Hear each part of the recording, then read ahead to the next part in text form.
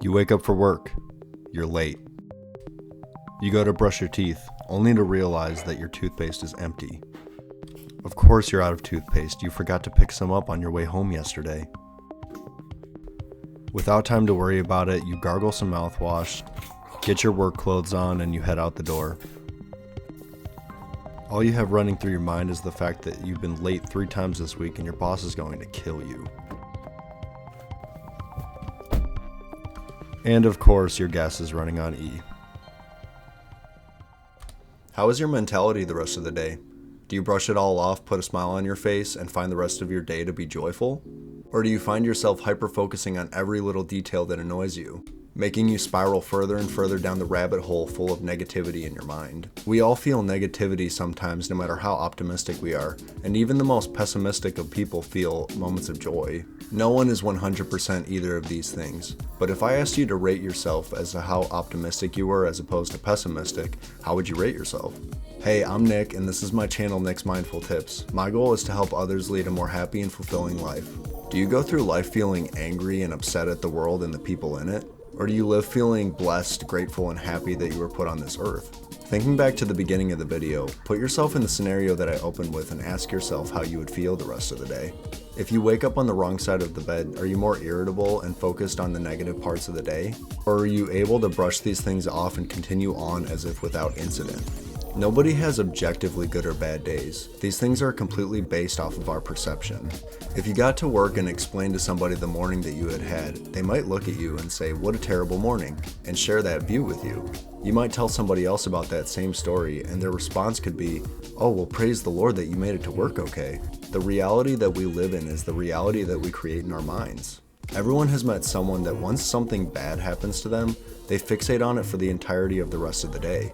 It affects everything for them. It could have been that someone bumped into them on accident only to turn around and apologize. Most people would respond and say, "Oh, it's no problem." But there are those who can't let the tiniest of inconveniences go. I used to work with this guy. We'll call him Jim. Jim was an amazing person and he had a huge heart. I truly loved conversing with him. But his mood would change at the flip of a switch. He might drop something and break it, which to the workplace standards wasn't that big of a deal. But his entire day would be ruined after that. He would start off by saying, "Of course this would happen. Why wouldn't this happen? I have the worst luck in the world." You'd basically want to avoid talking to him because once he got into that mindset, it was with him for the rest of the day. When something we perceive as negative happens to us, we may assume it as a sign and that a trend of negative events is going to precede it. In reality, when you have that mindset, you're actually going to be more perceptive to the things that normally wouldn't bother you. If you're having a great day, maybe you're hanging out with friends in a public space. You look over to see that someone is giving you a nasty look. You'd probably look at your friends and laugh about it.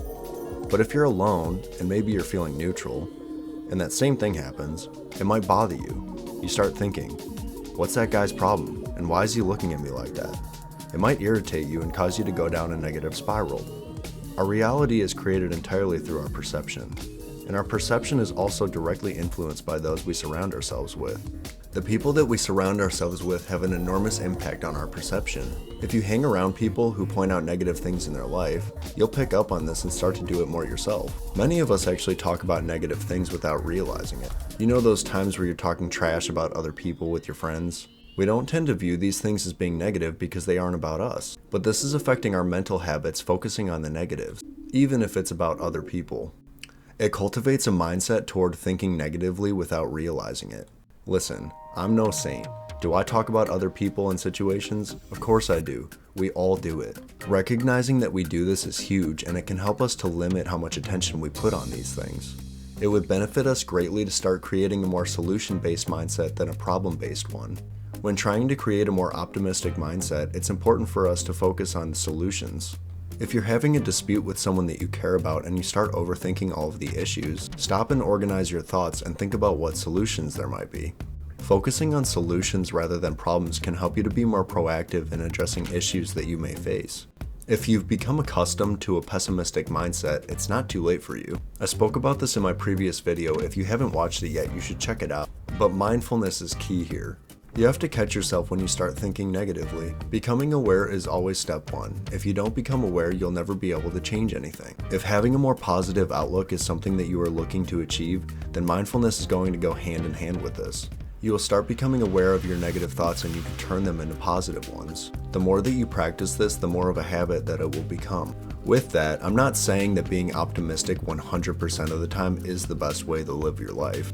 Pessimism isn't completely bad. It can help you to anticipate negative outcomes by considering worst-case scenarios in various circumstances. It can also help you to critically analyze situations more deeply, consider different perspectives on things, or to look at flaws or weaknesses. Pessimism can also be a driving force toward helping you to better yourself. It can help you to recognize shortcomings or negative aspects about yourself. Not to shoot you down, but so that you may feel more motivated to make positive changes or to set higher standards for yourself. There is a healthy balance to be had when thinking about an optimistic mind versus a pessimistic mind. It's important to be sure that pessimism doesn't overshadow your overall well-being, while also allowing it to keep you level-headed and thinking in a realistic manner. That's all I have for you guys on this topic. I want you guys to let me know in the comment section how you guys deal with negative events, and if you think that you let things get to you more than you should. Have a good one, guys. Later. We all feel negatively sometimes no matter how optimistic we are, and even the most pessimistic people feel moments of joy sometimes. The people that we surround ourselves with have an enormous